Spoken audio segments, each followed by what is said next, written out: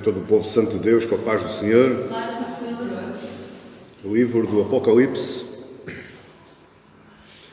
capítulo 2, e eu quero ler convosco os versos 18 ao 29. Apocalipse, capítulo 2, dos versos 18 ao 29. Dando seguimento ao nosso estudo sobre este livro, hoje queria pensar convosco sobre Tiatira, a igreja que se contaminou. Tiatira, a igreja que se contaminou. Apocalipse 2, a partir do verso 18, diz assim a palavra. Ao anjo da igreja em Tiatira escreve: Estas coisas diz o Filho de Deus, que tem os olhos como chama de fogo e os pés semelhantes ao bronze polido. Conheço as tuas obras, o teu amor, a tua fé, o teu serviço, a tua perseverança e as tuas últimas obras mais numerosas do que as primeiras. Tenho, porém, contra ti o tu orares que essa mulher Jezabel, que a si mesmo se declara profetiza, não somente ensina, mas ainda seduz aos meus servos a praticarem a prostituição e a comerem coisas sacrificadas aos ídolos. Dei-lhe tempo para que se arrependesse. Ela, todavia, não quer arrepender-se da sua prostituição. Eis que a prosto de cama, bem como em grande tribulação os que com ela adulteram, caso não se arrependam das obras que ela incita. Matarei os seus filhos, e todas as igrejas conhecerão que eu sou aquele que sonda mentes e corações. E vos darei a cada um segundo as vossas obras.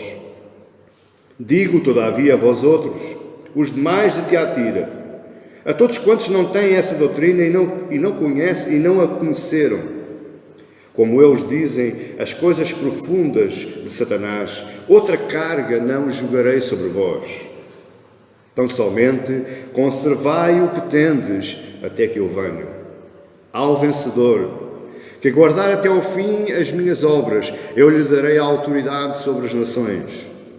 E com cetro de ferro as regerá e as reduzirá a pedaços, como se fossem objetos de barro.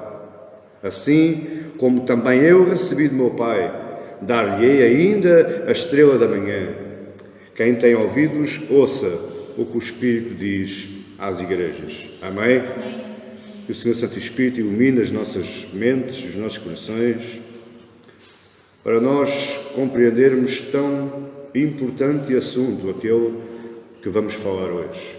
Que seja assim para a honra e glória do seu nome. E que o abrir dos meus lábios e o meditar do meu coração seja, meu Pai, agradáveis à tua presença, Senhor meu, Deus meu, rocha minha. Amém e amém. Tiatira, a igreja que se contaminou.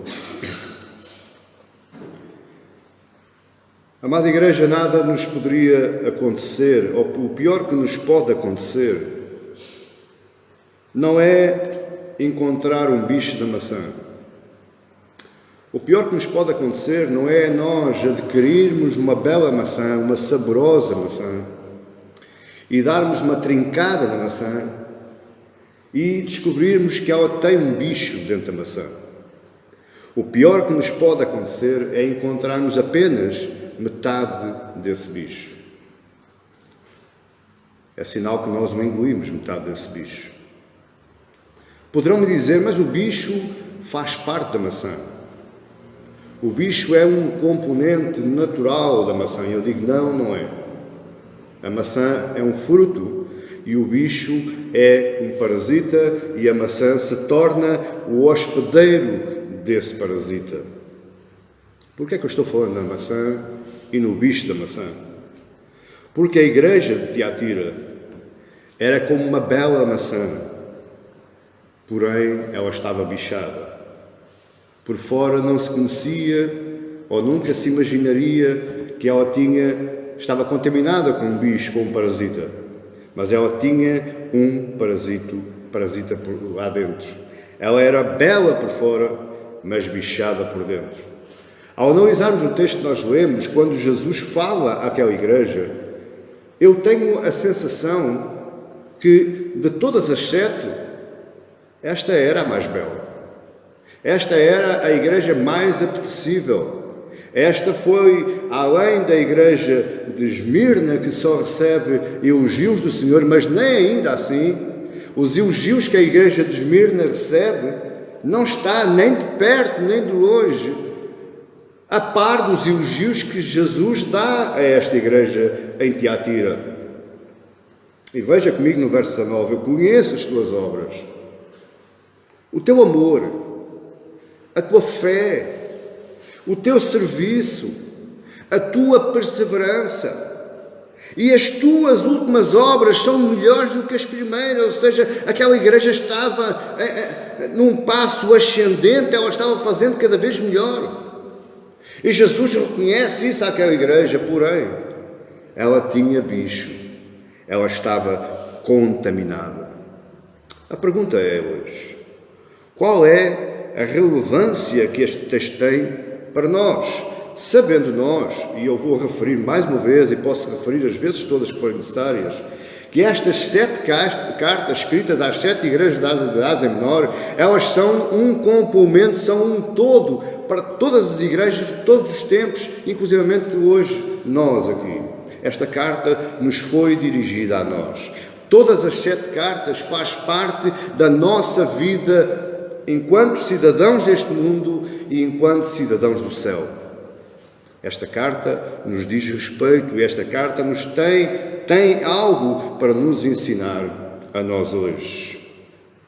Muitas igrejas de hoje estão belas por fora, mas bichadas por dentro.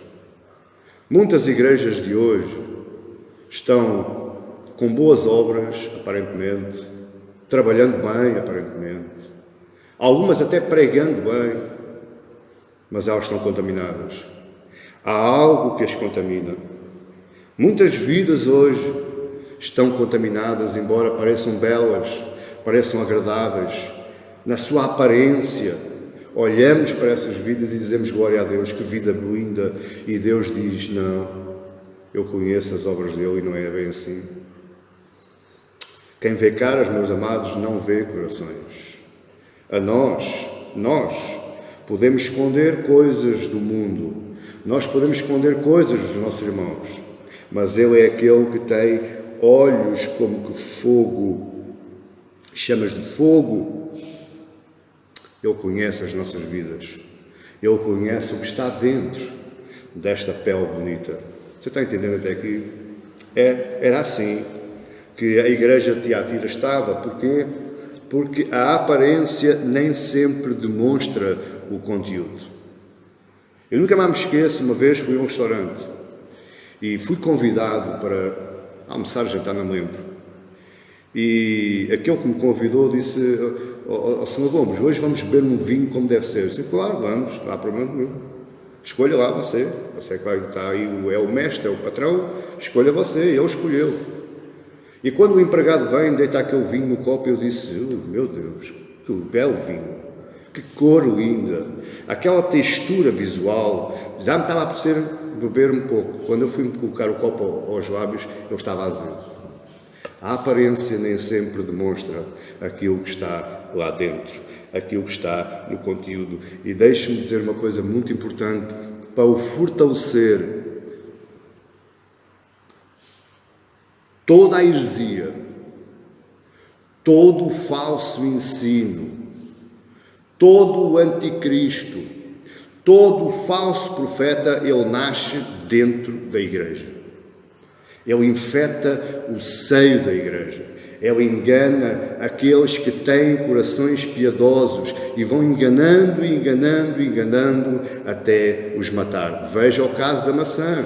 O bicho está lá dentro e ele vai corroendo até que a maçã perde o seu feitio, a pele se enruga toda e ela perde o feitio.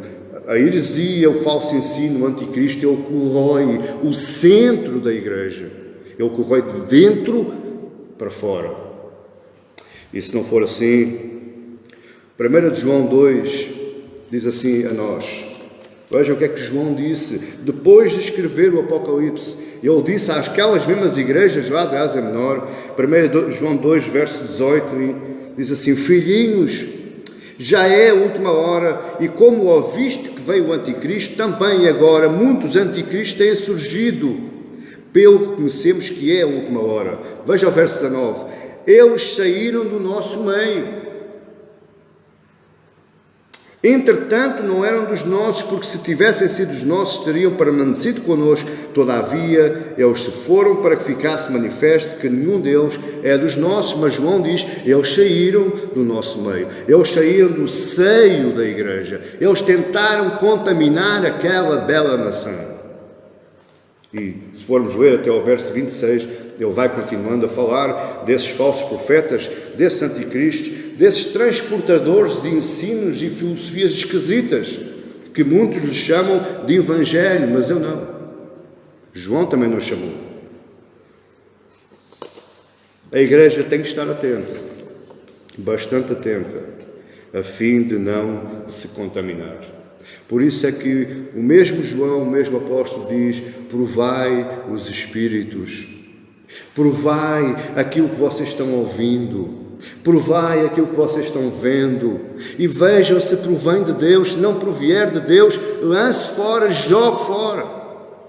E eu vou complementar com qualquer coisa que não dá para meter na Bíblia, porque eu digo muitas vezes, eu quando olho para si, eu não vejo num caixote de lixo, eu vejo um Filho de Deus, um remido por Cristo Jesus. Então que nós não venhamos a aproveitar tudo aquilo que vem, porque nem tudo aquilo que é bom aos nossos ouvidos é bom para a nossa alma. A mosquinha da maçã, eu hoje estou virado para a maçã, a mosquinha da maçã até é uma mosquinha bonita, e ela vai e roda ali a maçã e pousa e roda e pousa, mas quando ela fere a maçã, ninguém vê, ninguém consegue ver, porque ela fere com um buraquinho do tamanho que só se consegue ver ao microscópio. Mas o que é certo é que quando ela fere a maçã, quando ela dá aquela bicadinha, entra lá para dentro logo os ovos e as larvas e tudo o resto a natureza faz.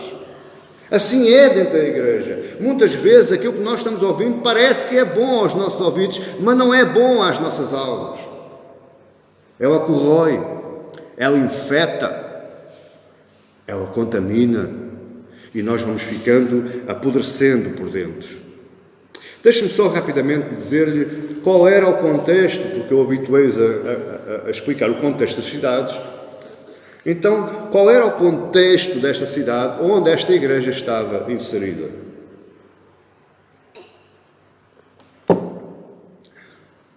Esta cidade, Tiatira, era uma cidade extremamente pequena. Era uma das cidades mais pequeninas da Ásia Menor. Era considerada uma cidade tão pequena que não tinha qualquer importância. Era uma cidade de pouca importância. Culturalmente, politicamente e religiosamente, era a menos importante das 7. Nós já estudámos 3, vamos ter a oportunidade, se Deus nos permitir, de estudar as outras todas, mas esta era a menos importante. Não tinha qualquer importância, nem na área cultural, nem na área política, nem na área religiosa. Não tinha importância esta cidade. Tiatira era uma cidade militar e servia para defender, era a fronteira defensiva das entradas para as outras cidades da Ásia Menor. Qualquer povo que quisesse conquistar as cidades da Ásia Menor tinha que primeiro passar por Tiatira, e lá estava um grande complexo militar que servia de defesa a essa entrada para a Ásia Menor. Tiatira era também, por causa da sua posição geográfica, ela era um entreposto comercial da Ásia Menor, ou seja, ela controlava todas as entradas e todas as saídas das mercadorias que iam para Éfeso, para Pérgamo, para Sardes e por aí fora. Para todas as outras cidades passavam por ali, era um entreposto. Por conta deste entreposto, por conta deste controle das entradas e mercadorias, nasce o que nós hoje conhecemos como sindicatos. Os sindicatos nasceram aqui, em Tiatira. Na altura não se chamavam sindicatos, chamavam-se grêmios. Era uma sociedade Por exemplo, entrava tecidos, havia o sindicato dos tecidos, havia o sindicato do cereal, havia o sindicato do ouro, o sindicato da prata, por aí fora. Cada material tinha um grêmio, tinha um sindicato, uma sociedade que geria todos aqueles trabalhadores e comercialmente eles controlavam tanto as compras como as vendas. E estes grêmios comerciais eram bastante importantes na cultura da época na Ásia Menor. Estes grêmios produziam ideologias comerciais e sociais. Não é muito diferente do que é hoje. Não é muito diferente. Eu fui pesquisar e eu achei parecenças completamente abismais. 2000 anos depois, parece que estamos a viver lá. Porque estes sindicatos dos nossos dias, eles querem nos incutir nas nossas mentes algumas filosofias e algumas ideologias, tanto comerciais, na área do trabalho, como na área social. Quem não fizesse parte de um grêmio, não fazia parte da sociedade. Olha o que eu estou falando, parece que não tem interesse nenhum, mas tem. Quem não fizesse parte de um grêmio desses, não fazia parte da sociedade, estava à parte. Por mais incrível que pareça, esses grêmios também controlavam as áreas recreativas e religiosas da sociedade. Pasme-se que cada grêmio tinha o seu Deus particular. Se existisse 10 grêmios, 10 sindicatos, eram 10 deuses, e os que estavam agregados aquele grêmio adoravam aquele Deus que o grêmio adotou. Até aqui você está a entender? Eu estou falando da cidade, não estou falando da igreja. A igreja estava inserida neste contexto. Cada grêmio tinha também reuniões com banquetes. Nesses banquetes eram sacrificados carnes a esses ídolos que depois eram comidos pelos participantes dessas reuniões. Todas estas reuniões, acabando o comer e o beber era muito. O Paulo fala lá, eu não me lembro qual é a passagem, mas quando Paulo diz, não vos embriagueis com vinho, o recado era para estas seitas, porque eles bebiam, enfrascavam-se em vinho e em comida, em carne sacrificada aos ídolos. Por isso é que Jesus está aí dizendo no verso 20, e a comerem coisas sacrificadas aos ídolos. Eles acabavam essas reuniões em plenas orgias sexuais. Era o final, o culminar dessas... Nós adoramos a Deus, não é? E louvamos a Deus. Eles terminavam em orgias sexuais. A sexualidade promíscua, ela nasce aqui na Ásia Menor e naquelas nações circundantes, onde havia cultos religiosos pagãos, havia sexualidade promíscua. E se você reparar, em vários filmes de Hollywood, principalmente os filmes do Conan, aqueles filmes lá dos vikings, se você reparar os cultos religiosos desses vídeos, eles acabam em quê? Em orgias. Era o que acontecia nesta cidade e o que acontecia naquelas cidades onde houvesse cultos pagãos, e isto era promovido por esses tais sindicatos. Conforme eu disse, quem não fizesse parte desse sindicato não fazia parte da sociedade. Ora, você já está pensando, isso é isso mesmo. O cristão que não queria fazer parte desse grêmio, desse sindicato, porque não adorava aquele Deus e não compactuava com essas práticas religiosas pagãs, ele era colocado de parte da sociedade. Mas para lhe dizer uma coisa, a imoralidade sexual, tanto lá, naquela época, como hoje, ela está sempre ligada à idolatria. Diga-me um espaço onde se pratica orgias sexuais e depois diga-me qual é o Deus que eles adoram. Está sempre ligado, está atrelado à idolatria. Por isso é que Deus fez o povo andar 40 anos pelo deserto. Porque eles pensavam ainda, na sua mente ainda estava a escravatura do Egito e toda aquela idolatria e toda aquela ideologia pagã lá do Egito. Por isso é que o povo foi para a Babilónia. E se você ler Jeremias e Ezequiel, Deus chama prostituta ao povo de Israel. Porquê? Porque eles adoravam Deus pagãos e andavam fornicando com os outros povos.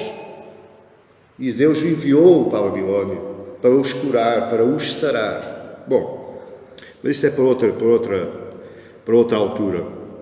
Mas para nós ficarmos com a ideia de que não fazer parte destes grêmios, destes sindicatos, destes agrupamentos, era o mesmo que não ter espaço comercial. Quem não fizesse parte de um sindicato não vendia e não comprava. Era pobre. Vivia de miséria, porque não tinha espaço. Porquê é que eu estou falando nisto? Porque existe alguém chamado, que Jesus lhe chama Jezabel. Eu não sei se Jesus está falando de uma mulher mesmo, se Jesus está nos transportando lá para a primeira e segunda de Reis, para a mulher de Acabe, porque ela voltou a cabeça do marido, o rei de Israel, o rei Acabe, ela voltou a cabeça do marido, ela voltou a cabeça do povo, instituiu o culto a Baal, e aí entrou Elias. Você lembra-se da história do fogo, caiu, e ele matou 500 sacerdotes de Baal. Era no tempo que Jezabel era rainha, e foi ela que instituiu o culto no seio do reino de Israel, o culto a Baal. Eu não sei se Jesus está falando de uma mulher, porque ele diz, tem por contra ti, verso 20, tu orás que essa mulher Jezabel. Eu não sei se ele está falando figuradamente, se era mesmo a mulher que lá estava, chamada Jezabel, e ela atuava, que a gente já vai falar como é que essa mulher atuava. Agora, a pergunta é, porquê é que eu estou falando nisto? Porque existe uma pergunta que nós devemos fazê-la todos os dias. Qual deve ser o meu comportamento face a estas circunstâncias? Como é que aquele povo cristão se deveria comportar face a estes grêmios e face a estas perseguições, por causa de eles não quererem pertencer a estes sindicatos? Primeiro, eles deveriam manter-se puros? Ou deveriam inventar esquemas para não perderem dinheiro? Eu não estou falando nada de novo, que isto acontece hoje. Eles deveriam ser éticos em relação a Deus, ou deveriam ser espertos em relação à sua própria vida?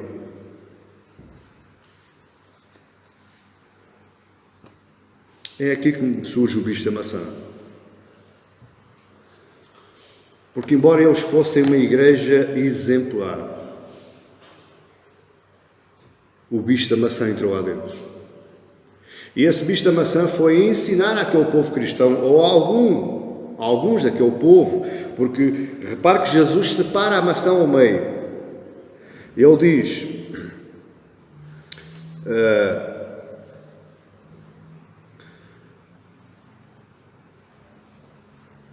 verso 24. Verso 23. Matarei os seus filhos e todas as igrejas conhecerão que eu sou aquele que sonda mentes e corações e vos darei a cada um segundo as vossas obras. Digo, todavia, a vós outros, os que demais de Tiatira, a quantos não têm essa doutrina e que não conheceram, como eles dizem, as coisas profundas de Satanás. Jesus dividiu a maçã. Jesus colocou o bicho de um lado da maçã, mas Jesus não destruiu aquela igreja porque aquela igreja era um bicho. Jesus não, como é que eu ia dizer para você perceber? Jesus não abrangeu a igreja toda. Jesus reconhece onde é que estava o bicho e separou a parte boa da maçã da parte má da maçã. Na parte má da maçã, que não deixa de ser o centro da igreja, entrou a profetisa Jezabel, e a profetisa Jezabel diz àqueles cristãos: eu tenho a solução. Não se preocupem, eu tenho a solução. É dentro desta cultura que está a igreja de Tiatira. Por fora, uma igreja forte. Por dentro, uma igreja apodrecida. Uma igreja infectada. O que é que há nesta história, na história desta igreja, que nos permite aprender coisas importantes hoje? Eu tenho 3 coisas para falar convosco. Para nós aprendermos com esta igreja e para nós combatermos estas Jezabéis, para nós combatermos estas mosquinhas da maçã que dão aquelas folhadazinhas que não se vê, mas que depois, com o passar do tempo, vai nascer larvas e vai nascer bichos e vai apodrecer uma igreja, porque apodrece uma igreja.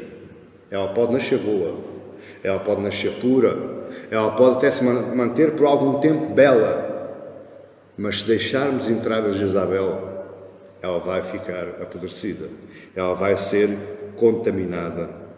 Então, o primeiro ponto que nós precisamos saber é o que é que dá sabor a uma igreja.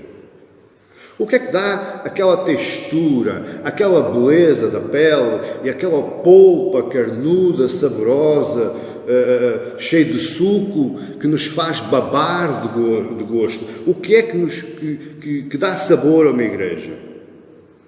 Repare que nem sempre escolher o que comer apenas pelo sabor é a melhor solução. Pastor, mas parece que é bom. Calma.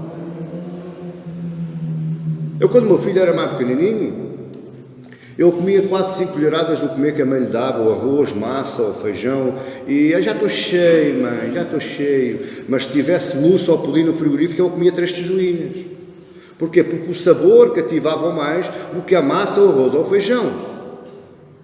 Existem coisas que nos levam a errar por causa do sabor que elas produzem, ou que nós pensamos que vamos usufruir delas. Por vezes nós, eu não quero ouvir palavra, a palavra é muito maçuda, a palavra é mais dura, eu quero é mais pular, quero é mais dançar, quero é mais uma teatrada, porque é melhor para mim, e eu fico todo contente, e eu fico com os pelos no ar. Parece que é bom, mas não é. A criança escolhe o que comer pelo sabor, e o sabor muitas vezes engana. Por exemplo, dizem-me a mim que os hambúrgueres que é uma coisa espetacular. Eu, para mim, não vou à bola com isso. Mas tem aqueles sabores, o tomate, o pepino e o parmesão e mais não sei o quê, e eu com isso. Não vou à bola com isso. Posso comer, mas é uma vez por outra. E é só para desenrascar. Porque nem sempre o sabor é o melhor para nós. Muitas vezes a acidez. E repare o caso do limão. O limão é um dos melhores frutos que nós podemos comer. Mas, pastor, é ácido, que só começa lá com mel e açúcar. Então meta mel e açúcar. Condimenta as coisas. Agora, se você passar a sua vida só a comer mel, você vai ter problemas de diabetes. Está a entender? O sabor nem sempre é o mais importante.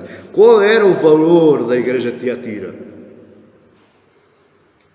Apesar da cidade de Tiatira ser a menos expressiva de todas, repare uma coisa importantíssima. Se nós olharmos para as 7 cartas, nós vamos ver que esta é a carta maior.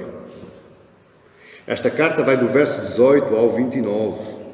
Olha, a carta de Esmirna, que é só elogios, só tem 4 versos. Carta pequeniníssima. Quem não perde tempo a elogiar alguém? Eu estou tão contente convosco que agora vou aqui recitar versos e poemas para vocês. Jesus só falou 4 versos, mas para esta igreja é a maior carta. Qual era o valor de Tiatira? A cidade poderia não ser a mais importante do mundo. A cidade poderia estar inserida numa das cidades mais pequenininhas, menos expressivas. Mas a igreja, ela era importante para Deus. Por isso é que Deus perde tempo, Jesus perde tempo a falar com a igreja. Veja que até nos elogios é grande, nos contras é grande também, e nas promessas continua a ser grande. Jesus perde tempo a falar com aquela igreja. Porquê? Porque a igreja tinha valor para Deus, era importante para Deus. Os crentes que lá viviam, aqueles que moravam na parte boa da maçã, elas precisavam do tratamento da graça de Deus. E por isso é que Deus perde tempo connosco. É para nos tratar graciosamente. Muitas vezes as nossas vidas, meus amados irmãos, nós temos bicho e não sabemos. Então Deus perde tempo connosco. Deus nos trata graciosamente. Deixa que eu lhe diga duas verdades hoje. E fortes, duas verdades fortes. E isto contradiz colegas meus. Porque há muitos colegas meus pregadores e pastores que dizem que igrejas boas é só nas grandes cidades. Eles dizem que igrejas boas é só aquelas que estão a abarrotar de gente. Mas deixa que eu lhe diga duas verdades hoje. A primeira, se o Senhor atribui valor a uma igreja, é porque ela faz bem ao local onde está inserida. Para você entender, se o Senhor abriu esta igreja neste local, é porque este local precisa do valor desta igreja. Ela faz bem a este local. Ela faz bem a estas ruas. Ela faz bem a esta gente. A segunda verdade que eu lhe vou dizer é que o mundo ainda não foi consumido pela santa e justa ira de Deus, porque existe povo de Deus ainda habitando esta terra. No dia que não houver um sequer povo de Deus, esta terra vai ser destruída com a santa e justa ira de Deus. Jezabéis, Acabes e todos esses por aí fora, esses grêmios, esses sindicatos, esses filósofos, esses pensadores, vai tudo. É tudo consumido pela ira de Deus. É tudo consumido pela ira de Deus. Portanto, se nós ainda estamos aqui, é porque Deus ainda precisa tratar graciosamente alguém. Se calhar eu ou você. O que é que Deus viu de bom nesta maçã bichada? O que é que Deus viu de bom nesta maçã cheia de bicho? Eu vi o lado bom da fruta.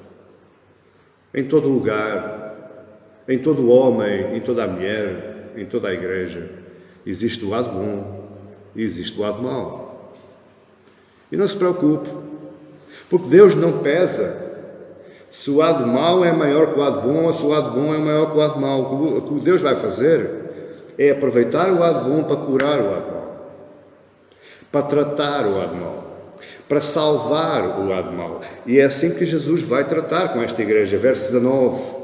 Conheça as tuas obras, o teu amor, a tua fé, o teu serviço, a tua perseverança, as tuas últimas obras, glória a Deus, que são mais numerosas do que as primeiras.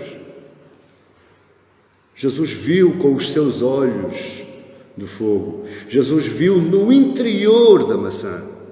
Ele discerniu onde estava o lado bom, carnudo ainda, aproveitável, com sabor, e ele viu onde estava o lado com o bicho.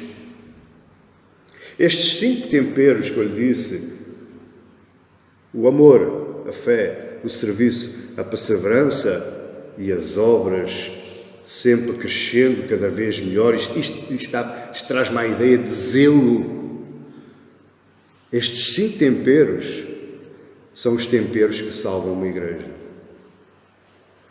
São os temperos mínimos, necessários e indispensáveis para que uma igreja se mantenha saudável. Faltando um destes temperos, o bicho vai entrar. O bicho vai entrar. Veja o que é que Paulo fala acerca destes temperos. Em 1 Coríntios 13 ele diz: agora, pois, permanecem a fé, a esperança e o amor. A estes 3, porém, o maior destes é o amor. Por outras palavras, o que Jesus viu naquela igreja de Tiatira, ele olhou para o bicho, mas ele não deu grande importância ao bicho. O que ele olhou em primeiro lugar. Qual é o tempero que vem em primeiro lugar? Verso 19. Qual é? Conheço as tuas obras. Qual é o primeiro tempero? O teu amor. Porque todos os outros temperos, todos os outros adjetivos, todos os outros ofícios, eles advêm do amor. Paulo vai dizer, ainda que eu falasse a língua dos anjos e dos homens, ainda que eu profetizasse, ainda que eu fizesse milagres, mas se não tivesse amor, de nada me aproveitaria. Ele vai dizer mais tarde, numa outra carta, que diz que depois a ciência vai acabar, a fé vai acabar, mas o amor nunca acabará. Então é isso que Jesus dá mais importância. O que é que dá sabor a uma igreja, meus queridos? O amor. Porque quem ama a igreja, quem ama os irmãos, quem ama a obra, quem ama a Cristo, ele tem fé, ele tem perseverança, ele tem zelo, ele faz obras. Ele não se importa com o que vem dizer, ele não se importa com o que vem tentar trazer, ele nega isso tudo. Uma igreja assim vai sempre impactar as outras vidas. Pastor, mas uma igreja que impacta a rua onde está inserida é o avivamento espiritual. Meu querido, sem amor não há avivamento espiritual. Sem fé não há avivamento espiritual. Sem zelo, sem alegria, sem gosto pela casa de Deus, pelos irmãos, não há avivamento espiritual. Você pode ir orar para o monte quantas vezes você quiser. Porque se você não tiver amor, nada se aproveita. Se você não tiver fé, não pode vir a Deus. Se você não tiver zelo, não tiver gosto, não tiver interesse pelo seu irmão, é uma maçã bichada. É uma maçã contaminada. Cuidado, meus queridos. Cuidado para que não venhamos a ser infectados pelo bicho da fruta. Cuidado. Não deixe que o bicho entre. É por isso que faz-me confusão. Aqueles crentes que nós vemos no Facebook e outros que dizem, eu não preciso da igreja. Eu tenho lá a minha casa, tenho a minha Bíblia, eu tenho lá uns hinos, eu canto os hinos. Meu amado irmão, aquilo não passam de maçãs bichadas. Não passam de gente que está contaminada. Pode não estar contaminada, fique bem saliente e bem claro, pode não estar contaminada com o falso ensinamento, mas está contaminada com mágoa, com tristeza, com dúvida, está abatido, está frustrado, está contaminado. É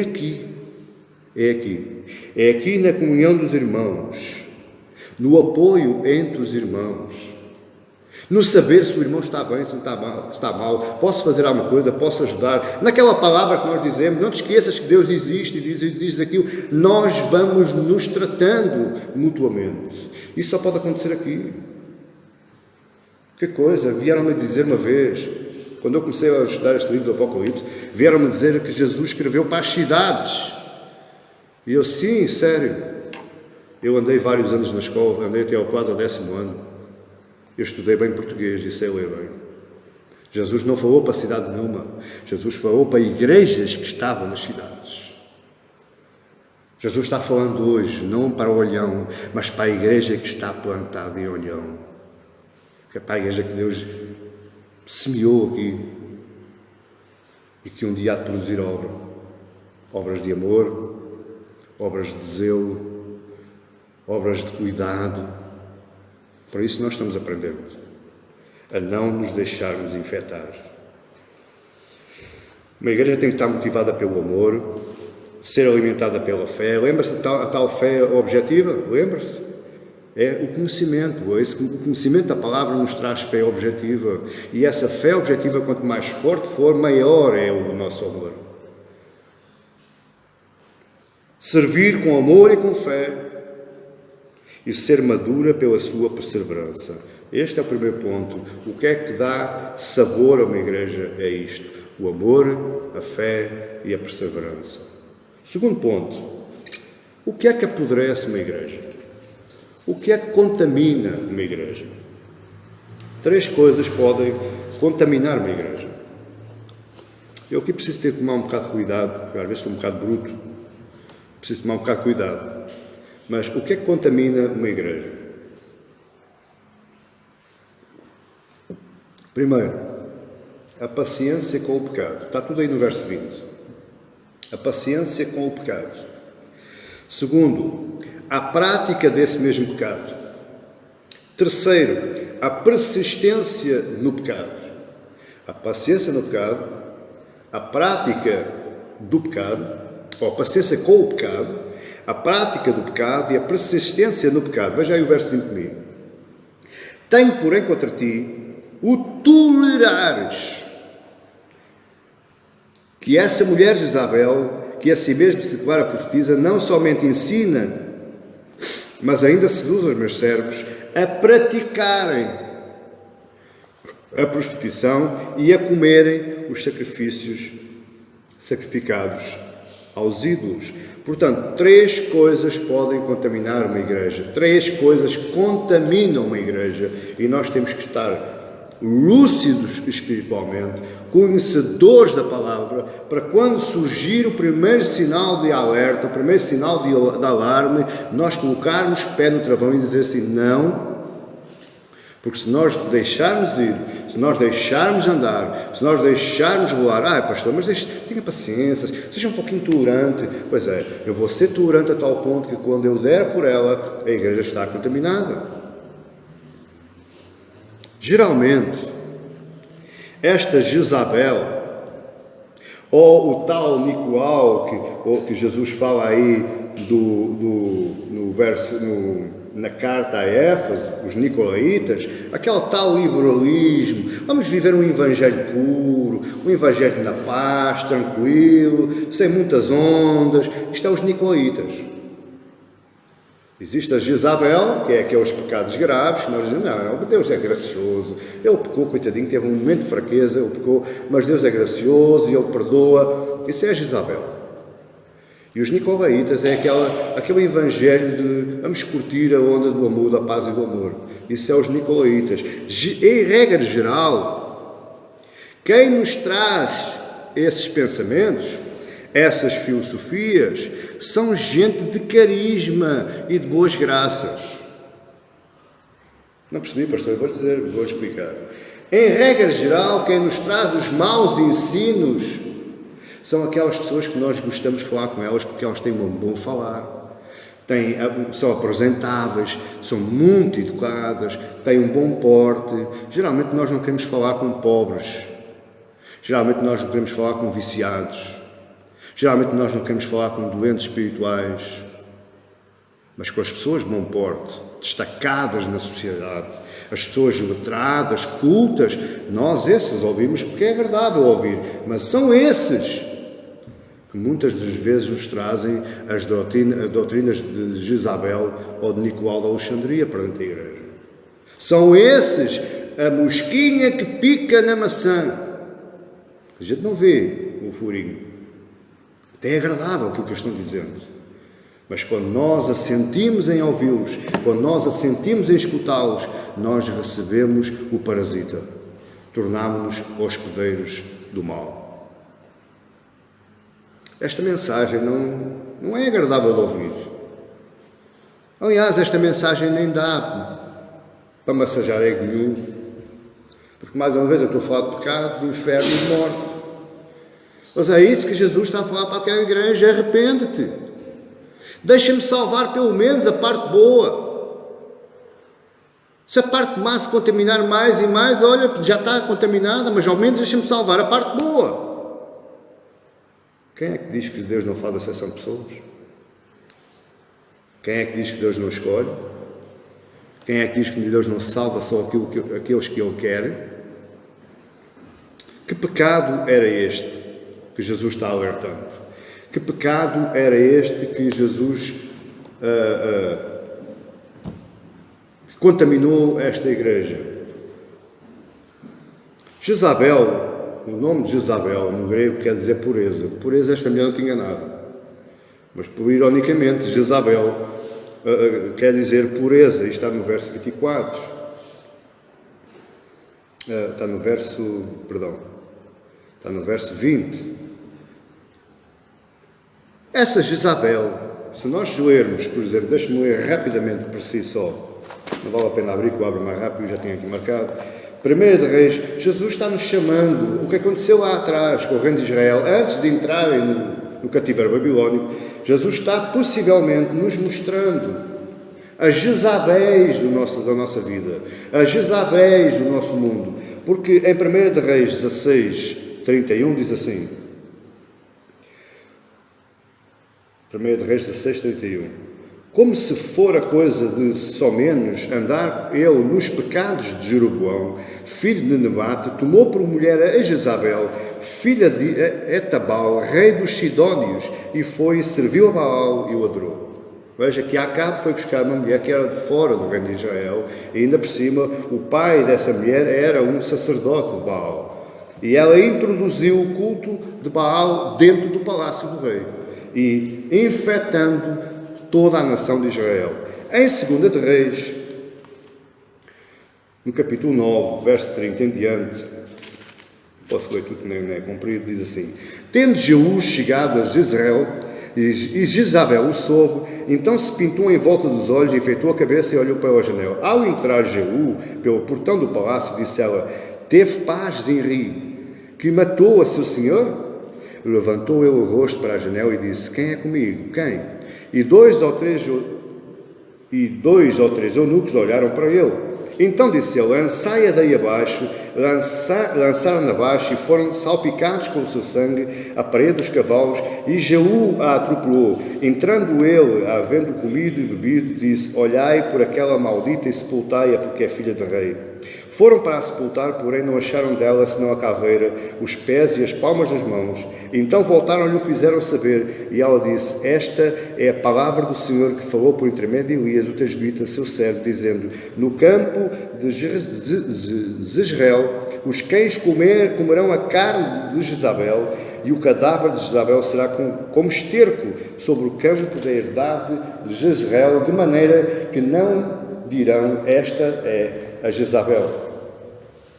Agora, se nós formos olhar para o Apocalipse, o que aconteceu àquela Jezabel lá, no Antigo Testamento, à mulher de Acabe, é quase parecido àquilo que Jesus está dizendo que vai acontecer àquela igreja se não se arrepender. Vai ser comida por cães, matam os filhos,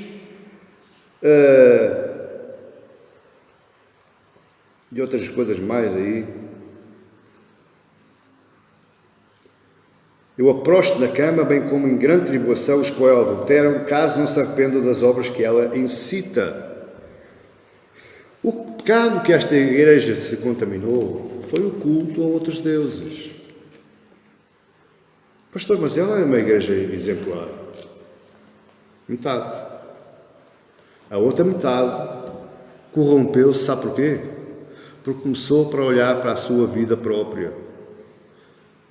Tirou os olhos de Deus, tirou os olhos de Jesus e começou a olhar para a sua vida diária. Se eu não pertencer àquele sindicato, eu não vou ter para comer e dar de comer aos meus filhos. Então eu vou ter que fazer alguma coisa, e aquela mulher deu o caminho. Muitas vezes me dizem a mim, como é que combate o inimigo se não conhecer o inimigo? Ou seja, eu tenho que entrar lá dentro, tenho que me inserir, ser infiltrado para conhecer o meu inimigo. Pois é, mas é que muitas vezes a infiltração paga-se caro. Porque nós vamos tentar conhecer o inimigo e quando nós já, muitas vezes, não esperamos, já também pertencemos ao inimigo. Este é o engano que Jezabel ensinava. Ela queria que a igreja de Tiatira não perdesse a influência dentro dos grêmios. Não percebi, pastor. O que ela queria era assim, igreja de Tiatira, ao domingo, adorem a Deus, mas os dias da semana vão às reuniões do grêmio. Assim estão inseridos na sociedade, assim vocês pertencem a uma associação, pertencem a um grêmio, e vocês não perdem o vosso sustento diário. Quem está a entender, diga amém. Era isto que Jezabel estava ensinando àquela igreja. Foi assim que ela contaminou. Agora diga-me uma coisa, alguma coisa assim muito grave, muito mal? Não, ela estava a olhar pela vida das pessoas. Só que ela não estava a conduzir a um caminho de vida, ela estava a conduzir-nos a um caminho de morte. Esta é a falsa moral cristã. É um cristianismo sem regras. E hoje, amada igreja, é diferente. Não. A igreja hoje anda-se contaminando, porque anda trocando as posições, anda trocando as prioridades. Deus vai ficar sempre para trás. É como a história das duas vacas. O homem comprou duas vacas, uma era para Deus, outra era para casa. E foi engordando as vacas, até que um dia chega a casa e diz para a mulher: olha, mulher, estou muito triste. Então porquê? A vaca do Senhor morreu. Não foi a vaca de casa, não foi a vaca dele, foi a vaca que era para o Senhor. Sabia lá eu bem qual era a vaca do Senhor e qual era a vaca de casa. É assim, no nosso cristianismo, no cristianismo que se vive hoje, na infecção que as igrejas vivem hoje, nós trocamos as prioridades. A nossa vida está em primeiro lugar, Deus passa para segundo, porque Deus é amoroso, Ele não se importa. Ele é paciente, Ele é tolerante. Perante as más escolhas, qual foi a atitude de Deus? Primeiro, deu tempo. Verso 21. Dei-lhe tempo para que se arrependesse. Deus ainda dá tempo para nós nos arrependermos. Deus ainda nos concede um tempo para nós reconhecermos que estamos infectados e chegarmos à presença dele e clamarmos: Senhor, salva-me. Sara a minha alma, liberta-me deste verme que habita dentro de mim, liberta-me desta Jezabel que me anda assoprando aos ouvidos, liberta-me desta gente que me anda ensinando falsos ensinamentos, filosofias do mundo. Em segundo, qual foi a atitude de Deus? Verso 22, foi a condenação. Quando a igreja não se arrepende, igreja, existe condenação, não tenha a mínima dúvida. Não sejamos enganados, não sejamos uns toinhos. Deus dá um tempo para arrependimento. Passado esse tempo, existe condenação. E está aí nos versos 22 e 23. Agora, terceiro e último ponto. Já vimos o que é que dá sabor a uma igreja. Já vimos o que é que corrompe uma igreja. Agora, o que é que sara uma igreja? Qual é o tratamento que Deus dá a uma igreja? Ou qual é o tratamento que nós devemos procurar se queremos ser sarados? Porque isso, não se iluda, isso obedece a uma escolha nossa. Nós é que dizemos a Deus se queremos ser curados, se queremos ser sarados, ou se não queremos ser curados ou sarados. Porque Ele diz aí: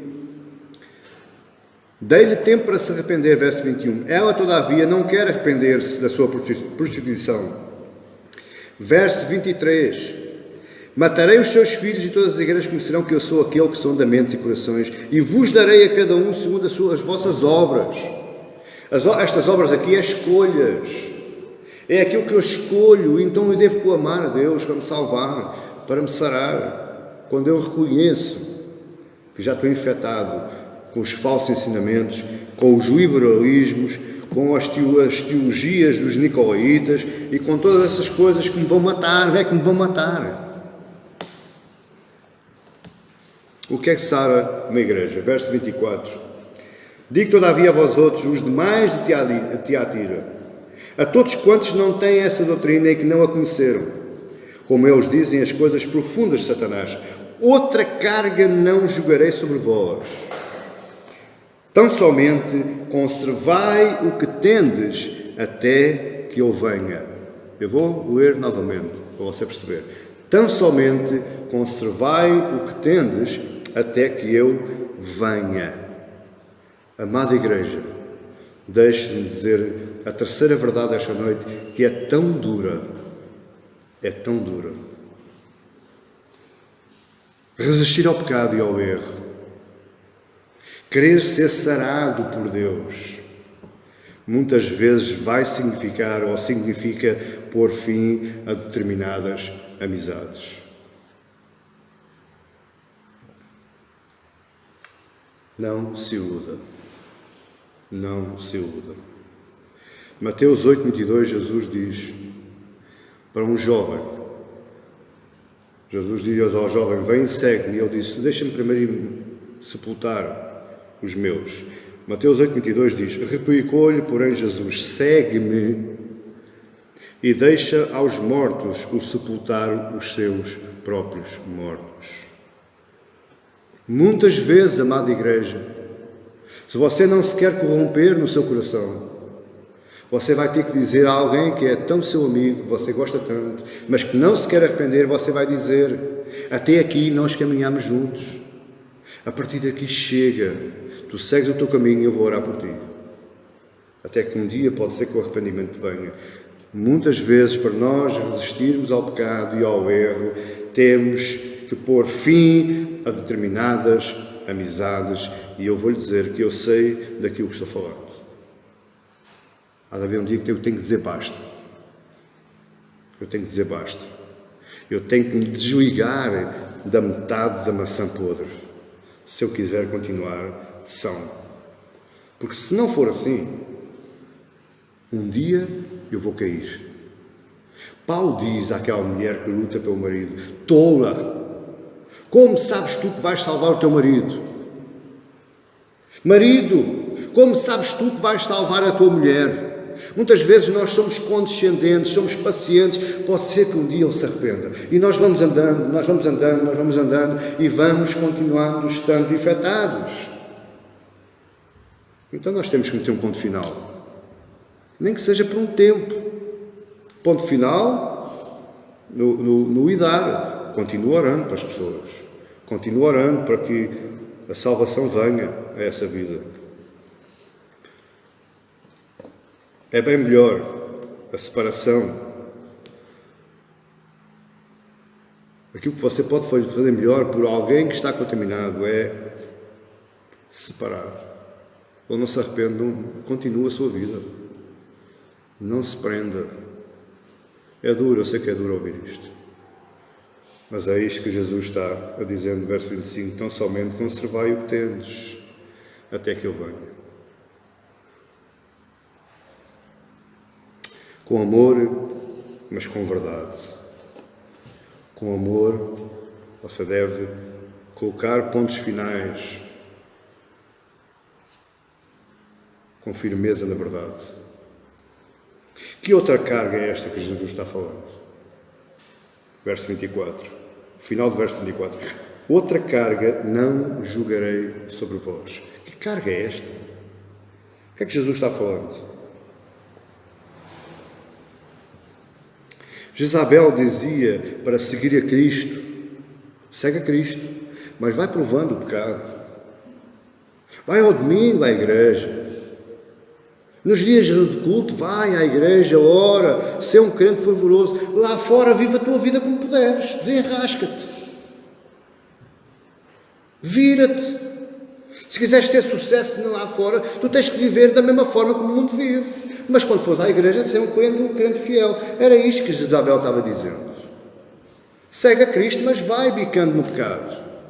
Segue a Cristo, mas vai vivendo a tua vidinha. Mas o que Jesus diz é que não existe ensinamento novo. Outra carga, outro ensinamento não vos dou. Quem diz que o Evangelho que é fácil de seguir é tolo. O Evangelho não é fácil de seguir. O Evangelho é o único caminho, cheio de pedras, cheio de buracos, tortuoso, difícil, apertado. Arranha-nos nas costas, arranha-nos na barriga, os ombros ficam todos esfolados, mas é por esse caminho que nós temos que andar, porque Jesus não nos vai dar outro Evangelho. Não existem evangelhos fáceis, meus queridos. Isso é o que os outros pregam, é a Jezabéis. O Evangelho, se você quiser viver o Evangelho, é difícil viver, sim. É difícil viver. Até porque Jesus vai em Mateus 6 e ele diz: vocês não podem servir a dois senhores. Crente de domingo e crente do mundo não dá. Não dá. Ou serves a Deus e aborreces o mundo, ou te decepcionas com Deus e vais a correr, abraçar-te ao mundo. Servir a dois senhores não dá. Então, meus queridos, fiquem-se com aquilo que vocês já têm. a graça de Deus, a fé em Deus, o amor que vai crescendo e vai se multiplicando nesses corações jovens. Fixem-se com Deus, não sirvam. Apegue-se ao que você já tem. É o que Jesus está dizendo, apega-te àquilo que tens, não troques, dói, faz mal, um dia vai deixar de doer. Devemos nos alegrar porque o banquete já está posto. Devemos nos alegrar com as promessas de Deus, mesmo que isso me prive dos privilégios do mundo. Não pertenço a um sindicato do mundo, paciência, não pertenço.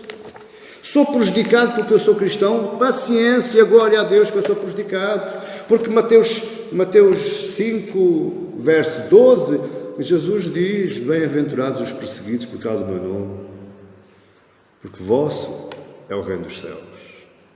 Não é o mundo, é o reino dos céus. Você vai ser perseguido, sim, quando você enverdar pelo único caminho verdadeiro. Você vai ser perseguido, sim, quando você não se quiser contaminar, quando você não se quiser infectar. Você vai ser perseguido, sim, quando as suas ideias afirmadas na palavra se contrapõem aos pensamentos dos outros, ao liberalismo, ao evangelho da graça aberto a toda a gente, e é paz e amor para todo o mundo. Você vai ser perseguido, sim, quando você se levantar falando contra esses pensamentos, quando você se levantar falando contra essas Jezabéis. Quero terminar falando convosco quais são as promessas que Deus dá a uma igreja que está sarada. E isso é que importa falar. Porque essas promessas não são daqui. Essas promessas não pertencem a este mundo. Não existe organização nenhuma, não existe Estado nenhum, não existe faculdade nenhuma, não existe teoria nenhuma, não existe doutrina nenhuma que me dê as promessas que Deus me dá. A igreja que está sarada, ela recebe algumas promessas. Verso 26. Ao vencedor, que guardar o quê? Até ao fim as minhas obras. Coloca aí também as minhas palavras. Porque aquilo que Jesus está falando aí é mesmo isso. Ao vencedor, que guardar até ao fim as minhas palavras, e segundo as minhas palavras faz as suas obras, eu lhe darei autoridade sobre as nações. O que é que eu falei lá atrás, ao princípio? Tiatira tinha grêmios, tinha sindicatos, e quem não estava inserido dentro desses sindicatos não tinha poder nenhum, antes, pelo contrário, era colocado de parte. Agora Deus está dizendo assim, vence, não te importes com isso, porque eu vou-te colocar sobre as nações, sobre esses grêmios, sobre esses sindicatos, sobre esse mundo. É isso que Jesus está dizendo. Tu és maior do que eles. Tu sofres agora, mas um dia estarás sobre as nações. Mas mais ainda, e com cetro de ferro as regerá e as reduzirá a pedaços como se fossem objetos de barro. Não é só estar sobre as nações, é governar as nações. Iremos um dia, aqueles que se conservarem sarados, iremos um dia governar com Cristo Jesus. Ele já reina e nós iremos também. O choro pode durar uma noite, mas pela manhã vem a alegria. A sua vida pode ser uma vida de choro, mas um dia o sol vai raiar. A estrela da manhã que Ele diz que nos dá, ela vai raiar na nossa vida. Verso 28. Assim como eu recebi de meu Pai, dar-lhe-ei ainda a estrela da manhã, a glória, reluzente como o sol do meio-dia. Não se importe de ser perseguido, mas não abra mão da sua fé, não abra mão do seu amor, não abra mão da sua perseverança, não abra mão do zelo que você tem pelos seus irmãos e pela casa onde Deus o colocou. Não abra mão, embora isso lhe cause sofrimentos na sua vida diária. Um dia você vai reinar. Estrela da manhã também é intimidade com Cristo. Ele nos dá essa intimidade. Quando o mundo busca poder e autoridade, poder supremo, igual a esse Trump, ou esses Boris Johnsons e esses por aí fora, Macrons, e esses só lutam para ter o poder, de ter o poder do mundo, ser as grandes superpotências. Você, um coitadinho que é perseguido pelo mundo, você vai estar sobre eles. Você vai ser sentado sobre as nações. Vale a pena lutar para não ficarmos infectados pelo bicho da fruta. Vale a pena lutar para não ficarmos infectados por aquilo que nós gostamos de ouvir e por aquilo que nós gostamos de saborear. Vale a pena lutar contra isso. O que sara um crente, o que sara uma igreja, é resistir ao pecado e ao engano. Isso é que sara uma igreja. Agora, a cura nem sempre é agradável. Existem aí doenças, que eu fui bombeiro durante vários anos e eu sei, existem aí doenças que causam sofrimento, causam dor ao sermos tratados. Parece que é uma coisa assim esquisita, é um paradoxo, mas é verdade. Existem tratamentos difíceis, são sofridos, causam-nos transtorno, causam-nos dor. Assim como esses tratamentos no hospital são, o tratamento da igreja também vai causar dor. Porque muitas vezes nós vamos ter que ouvir aquilo que nós não queremos ouvir. Temos que receber disciplina do pastor que não gostamos de receber. Temos que ser chamados à razão que não gostamos de ser chamados. Mas tudo isso faz parte do tratamento. E só assim existe uma igreja saudável, uma igreja sarada. Resista ao pecado, resista ao engano. Rompa com Jezabel. Rompa com os pensamentos filosóficos que você se agrada. Rompa com todas as teorias de benfeitoria do mundo, as teorias da paz universal. Esqueça isso, rompa com isso tudo. Reforce e pratique os fundamentos bíblicos. Reforce e pratique os fundamentos bíblicos. Torne novamente à Bíblia. Torne novamente, eu continuo sempre dizendo, ao primeiro amor, à primeira chama. Ande para trás um bocadinho. Se alegre apenas com as promessas de Deus, embora vocês muitas vezes não as vejam. Não vá em jogos de felicidade. Não vá em paraísos. Não vá em enganos, em massagens no seu ego, em massagens na sua mente. Não vá, porque muitas vezes as promessas de Deus elas estão somente no nosso coração, na nossa confiança, na nossa esperança, na nossa fé, e nós não vemos nada. Parece que Deus está calado, parece que Deus está em silêncio. Mas Deus está dizendo, fica-te com o que tens até que eu venha. Não abras mão. Não abras mão. Amada igreja, quem tem ouvidos que ouça o que o Espírito diz às igrejas. Quem tem ouvidos ouça o que o Espírito Santo falou esta noite a esta igreja. Amém? Eu sinto uma necessidade imensa de ser tratado por Deus. De ser sarado por Deus. E você? Deixe que Ele venha desconjuntar. Deixe que Ele venha partir o vaso de barro. Com certeza, porém, se Ele partir o vaso de barro, Ele vai construir um vaso de ouro, um vaso de honra. Essa é a promessa dEle. É assim que Ele sara uma igreja. É assim que Ele sara um cristão. Amém? Que Deus abençoe em nome de Jesus.